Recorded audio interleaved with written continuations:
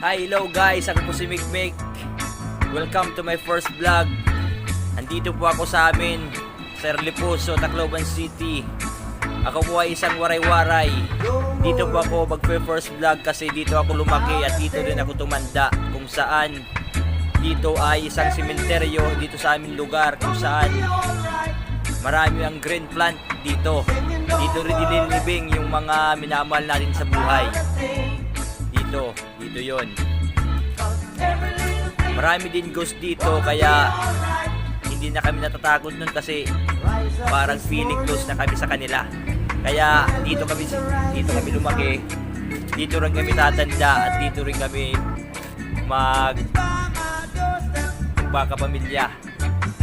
Pero hindi ko to kinakaya kasi dito rin ako naglalaro yung una. Yung naglalaro kami dun. Simbahan na yun. Doon kami naglalaro nun. Mga bata pa kami. Doon kami.